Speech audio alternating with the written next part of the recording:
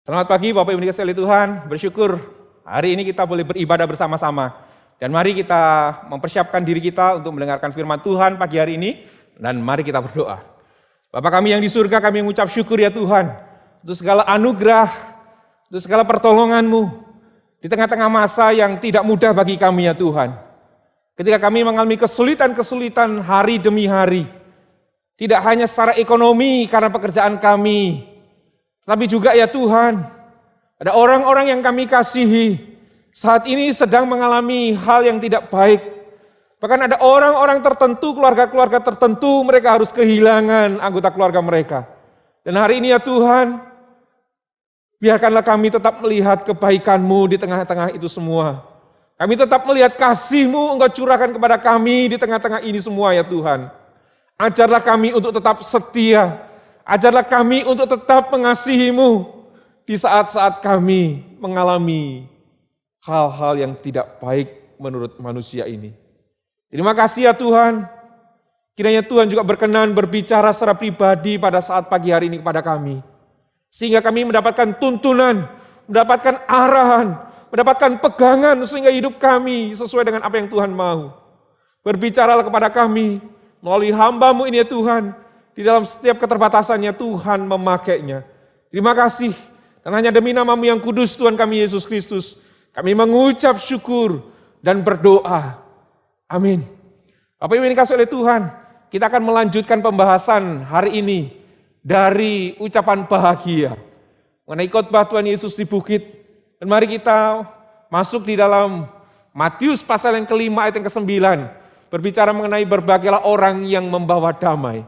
Di dalam Matius pasal yang kelima ayat yang ke-9 dikatakan demikian. Berbahagialah orang yang membawa damai, karena mereka akan disebut anak-anak Allah.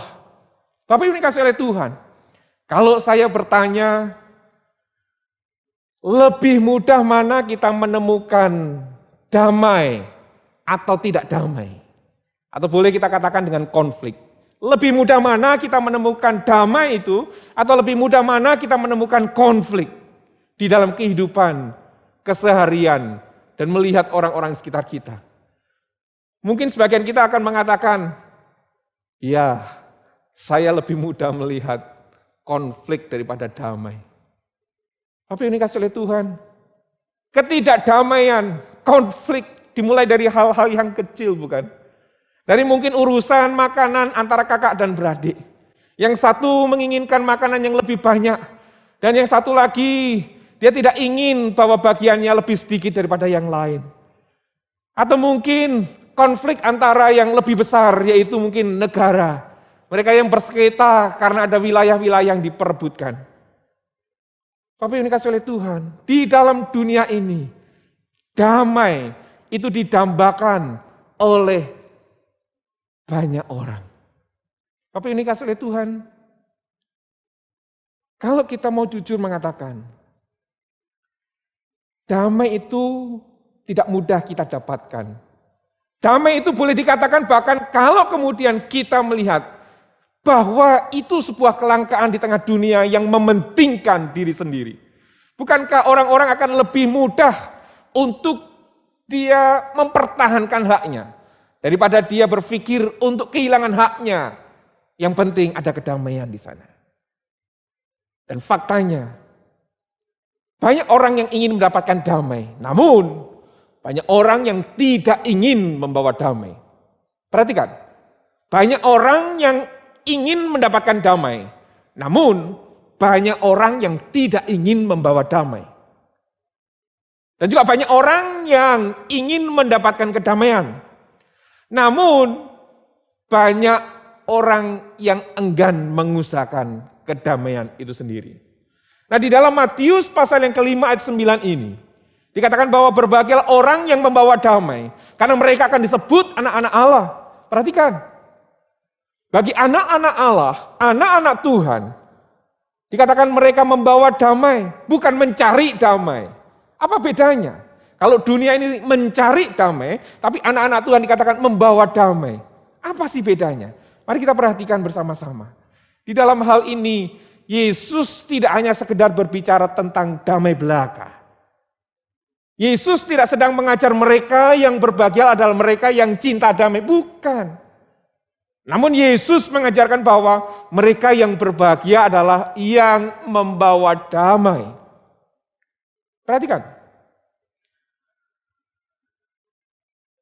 Anak-anak Allah ini tidak mungkin membawa damai kalau tidak memiliki damai.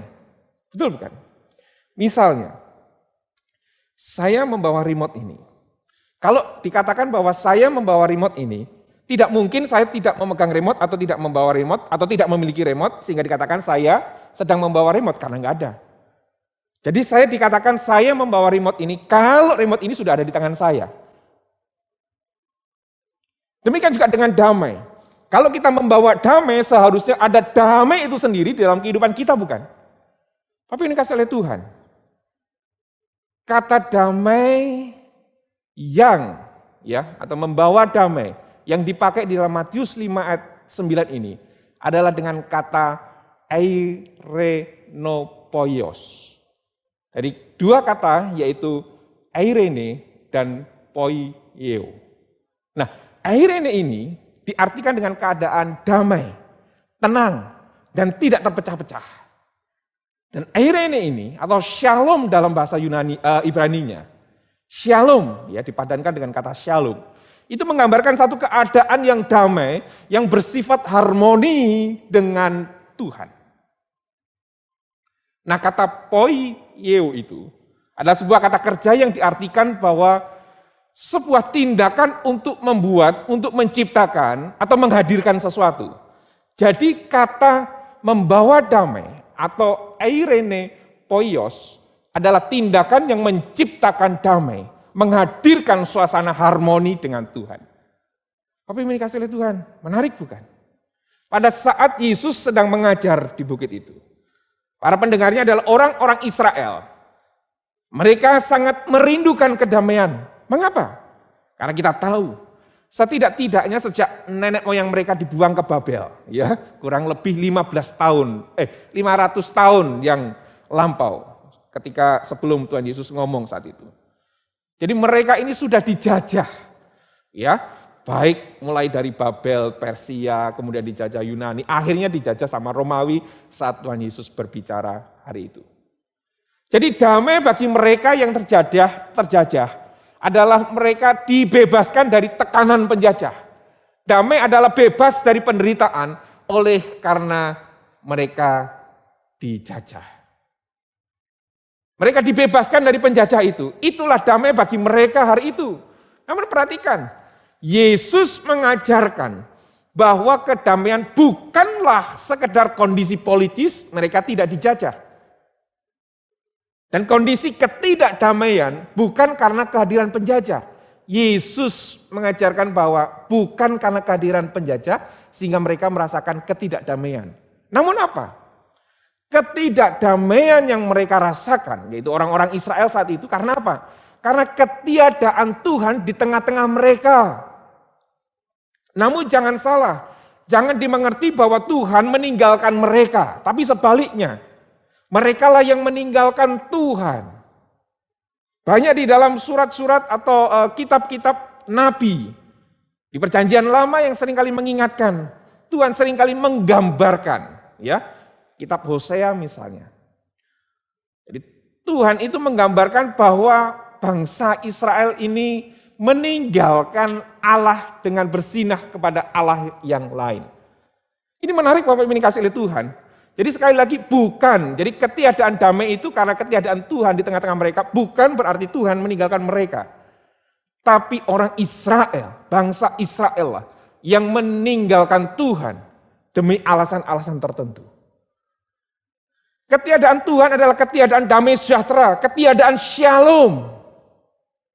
Dan saat itu Yesus datang untuk membawa damai.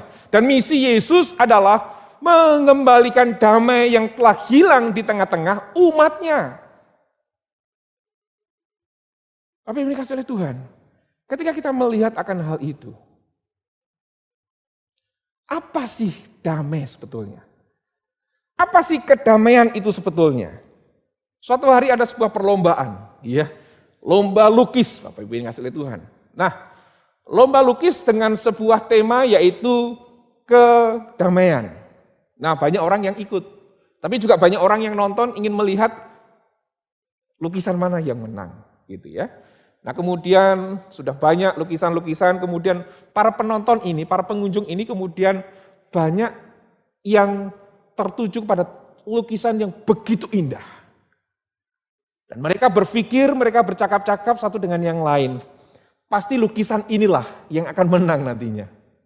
Lukisan ini ketika ditatap oleh orang ini menggambarkan suasana yang begitu damai dan tenang. Ini adalah sebuah lukisan pemandangan, ada gunung di sana, kemudian gunung itu ada pohon-pohon, kemudian langit yang biru yang tenang, ya, yang tidak berawan begitu. Yang kemudian di depan gunung itu ada danau yang airnya juga tenang. Kemudian di sekitar danau itu ada rumput-rumput yang hijau. Ketika orang memandang ini kondisi damai, yang menyenangkan, tidak ada gangguan, tidak ada masalah. Dan kalau kita ada di sana, di tengah-tengah gambar itu, kayaknya kita ini tenang sekali. Tapi ini kasih oleh Tuhan, singkat cerita kemudian perlombaan selesai.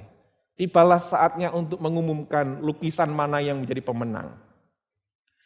Kemudian juri mengumumkan. Dan betapa kagetnya banyak para pengunjung melihat bahwa lukisan tadi, yang pemandangan yang begitu indah tadi, itu tidak menjadi pemenang. Mereka heran. Mengapa lukisan sebagus itu yang menggambarkan kondisi yang tenang, tapi kok tidak menang dengan tema kedamaian. Kemudian juri memperkenalkan sebuah lukisan yang mereka anggap sangat menggambarkan kedamaian itu. Yaitu sebuah lukisan batu besar, kemudian itu di pantai, dan kemudian di sana ada terjangan ombak. Ya, terjangan ombak yang besar, kemudian inilah lukisan yang menang. Para hadirin, para penonton kemudian mulai berpikir, mengapa lukisan batu yang besar di pinggir laut ini atau di pantai ini, yang kemudian digambarkan ada ombak yang besar itu, kemudian menggambarkan kedamaian. Kedamaian apanya? Kemudian banyak orang mulai manggut-manggut, mulai mengerti, mulai menyadari. Memang betul ketika melihat lukisan ini, ada kedamaian di sana. Dari mana? Di tengah-tengah lukisan batu yang besar, kemudian di sana ada ombak yang digambarkan ya, yang kemudian menghantam batu itu, kemudian airnya berhamburan. Di sana ada seekor burung yang sedang berdiri di balik batu itu. Burung ini berdiri dan kemudian menggantungkan satu kakinya. Seolah-olah dia begitu tenang, tidak terganggu dengan ombak yang di balik batu itu begitu kencang menerpa akan batu ini. Tapi ini kasih oleh Tuhan, damai bukanlah keadaan tanpa masalah. Damai bukan berarti hidup kita tidak ada masalah. Damai adalah sebuah keadaan yang tenang, yang tentram. Namun bukan karena tidak ada masalah. Namun damai itu adalah keadaan tenang dan tentram karena kehadiran Tuhan di dalam hidup kita. Di saat-saat kita sedang dalam kondisi tidak baik sekalipun. Seberapa banyak kita hari ini yang merasa cemas, yang merasakan tidak damai, karena kita merasakan takut. Kalau dulu tahun lalu ada orang-orang yang terkena sakit COVID, itu mungkin jauh dari keluarga kita. Orang-orang yang tidak kita kenal mereka yang terkena. Tapi hari ini seberapa banyak dari kita yang melihat itu semua mulai mendekat. Dan orang-orang yang kita kasihi terdampak, terpapar dengan COVID ini. Dan tidak sedikit orang-orang yang kita kasihi sudah berpulang kepada Tuhan. Bagaimana kita bisa merasakan damai di dalam kondisi yang semacam ini? Namun hari ini, kita belajar bersama-sama. Kedamaian bukan berbicara mengenai ketiadaan masalah. Tetapi kedamaian ingin menggambarkan satu ketentraman, ketenangan batin kita. Karena kita merasakan kehadiran Tuhan di dalam hidup kita. Meskipun ada masalah di dalam hidup kita. Kehadiran Tuhan di dalam diri seseorang. Bukanlah soal seseorang itu memiliki banyak pengetahuan agama. Bukan sekedar itu. Melainkan ketika pengenalan akan Tuhan. Itu membimbing seseorang untuk mengasihi Tuhan. Dan mengubah kehidupannya. Kehadiran Tuhan yang semacam inilah yang dapat membawa dampak di dalam kehidupan seseorang. Sehingga dia benar-benar merasakan ada damai dalam hidupnya. Seseorang yang memiliki kehadiran akan Tuhan akan menilai hidup lebih dari sekedar hal-hal jasmani. Oleh karena itu, kedamaian tidak akan terusik ketika hal-hal buruk menimpa kehidupannya. Bahkan ketika hal-hal duka cita menimpa kehidupannya, tidak akan merenggut kedamaian yang sejati yang Tuhan sudah berikan. Karena Tuhanlah yang menjadi dasar dan pengharapan baginya. Baik di dalam kondisi yang lancar maupun tidak. Tuhan Yesus tidak mengatakan, berbahagialah mereka yang menginginkan damai. Tidak, Tuhan Yesus tidak mengatakan demikian. Tapi Tuhan Yesus mengatakan, berbahagialah mereka yang membawa damai itu.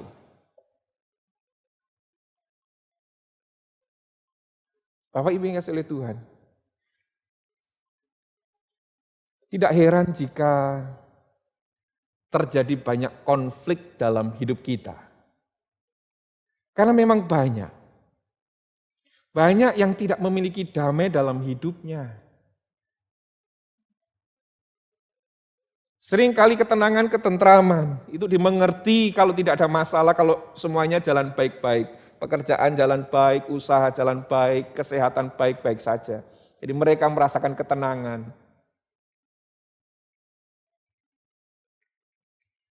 Apa yang dikasih oleh Tuhan? Orang bisa saja beragama, namun belum tentu hati dan pikirannya berpusat kepada Tuhan. Mereka bisa melakukan kegiatan-kegiatan agama, tapi belum tentu hati dan pikirannya sungguh menyatu dengan Tuhan. Orang-orang semacam ini, jadi jangan bermimpi kalau mereka memiliki damai. Mereka-mereka ini akan mementingkan diri mereka, bahkan mereka mampu melukai orang lain dengan alasan mereka beragama.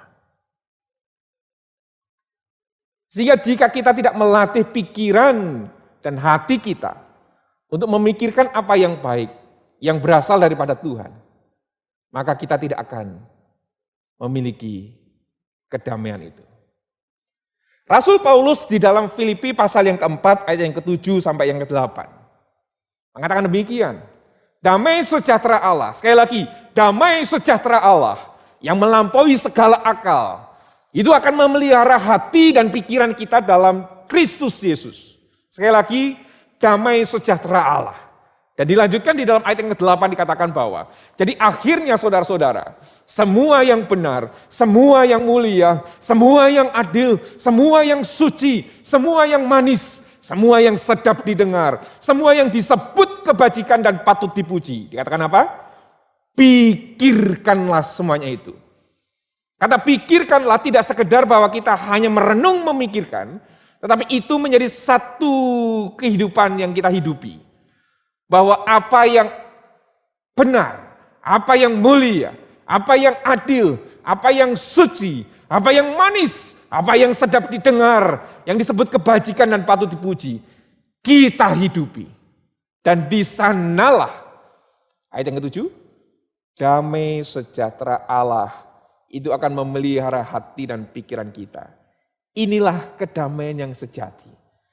Kalau hati dan pikiran kita sudah dipenuhi dengan kedamaian atau damai dan sejahtera Allah. Jadi apa yang harus kita lakukan berkenaan dengan membawa damai itu? Yang pertama, berbekal daripada Filipi pasal 4 tadi. Mari, ayo disiplinkan pikiran kita, hati kita. Temukanlah damai di dalam Tuhan itu. Karena kalau kita mencari damai di luar Tuhan, di dalam kehidupan sehari-hari, kemudian kita merasa damai kalau semuanya lancar-lancar saja, itu tidak permanen. Karena kondisi di luar kita bisa berubah kapan saja. Jadi kalau kondisi itu berubah, maka akan mempengaruhi kedamaian kita. Namun yang harus kita lakukan adalah mari disiplinkan pikiran kita, hati kita. Temukanlah damai di dalam Tuhan. Latihlah diri kita untuk memahami damai yang telah kita dapatkan. Nah ini. Bukan menciptakan damai dalam arti kita mengusahakan damai, tetapi kita mengerti bahwa damai itu sudah diberikan dari Tuhan. Yang tidak sekedar berbicara mengenai hal duniawi. Tetapi yang pertama-tama dilakukan oleh Allah adalah mendamaikan kita manusia berdosa dengan Allah. Inilah yang harus kita pahami.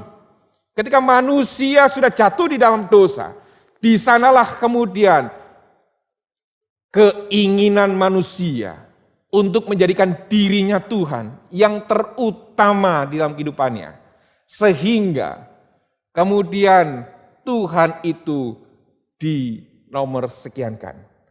Namun ketika manusia berdosa ini tidak mendapatkan pengampunan, maka dia tidak dapat mengalami pembaharuan.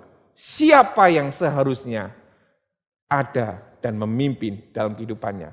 Siapa yang utama di dalam kehidupannya? Jadi, ketika Allah memberikan penebusan, menebus dosa manusia, kemudian memberikan damai itu, yaitu memperbaiki relasi Allah dan manusia. Maka orang yang sudah jatuh di dalam dosa ini, dia mengalami status yang baru. Yaitu mereka yang sudah ditebus, mereka yang sudah dibenarkan. Dan inilah orang-orang yang mengalami damai dari Allah. Jika demikian, yaitu kepada orang-orang yang sudah mengalami damai sejahtera. Maka Tuhan meminta kita untuk menjadi apa? Pembawa damai. Iya, seperti ayat 9 ini. Menjadi pembawa damai. Seperti halnya Yesus datang ke dunia untuk mendamaikan manusia yang berdosa dengan Bapa.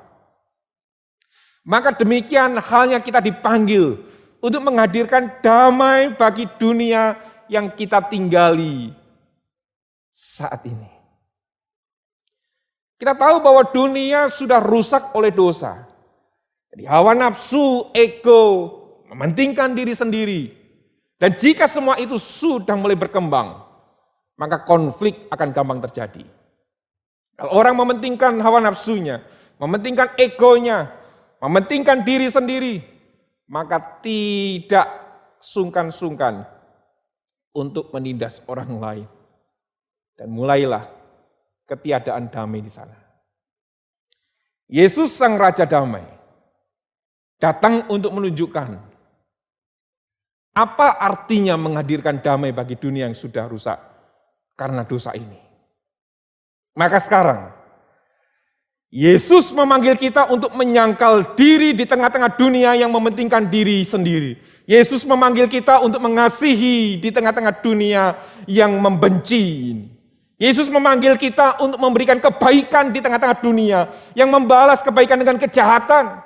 Yesus memanggil kita sebagai anak-anak Allah di tengah-tengah dunia yang ingin menjadi Allah bagi dirinya sendiri. Apa yang dikasih oleh Tuhan? Dan panggilan semacam ini hanyalah bisa kita miliki kalau kita sudah memiliki damai daripada Tuhan. Tanpa damai itu, maka kita masih berpusat pada diri sendiri. Maka kita masih mementingkan diri sendiri. Maka ego masih menguasai diri kita. Tapi ini kasih oleh Tuhan. Hal yang kedua, setelah kita bisa memahami bahwa Allah sudah mendamaikan kita, sudah memberikan damai sejahteranya. Maka mulailah, bagikanlah damai, bawalah damai yang sudah kita miliki dengan membawa dan membagikan damai itu kemanapun kita berada. Kita dipanggil Tuhan untuk menghadirkan damai, meskipun harus dibayar dengan harga yang mahal. Namun bukankah Sang Raja Damai telah membayarnya di atas kayu salib melalui pengampunan dan pengorbanan agar kita belajar apa itu kasih yang mendatangkan damai sejahtera. Jadi berbahagialah mereka yang menemukan damai yang sejati, bukan? Dan berbahagialah mereka yang membawa damai di tengah-tengah dunia yang gelap ini, bukan? Itu hanya bisa kita lakukan kalau kita menyadari ada damai itu dan sudah diberikan oleh Allah kepada kita, sehingga kita bisa membagikan damai itu. Karena tanpa itu kita masih memikirkan untung ruginya, kondisi nyaman dan tidak nyamannya. Tapi dikasih oleh Tuhan, ketika orang melihat terang di tengah-tengah dunia yang gelap ini, melihat damai di dalam diri anak-anak Allah ini, maka orang ini akan melihat, akan memuji Bapa yang di surga.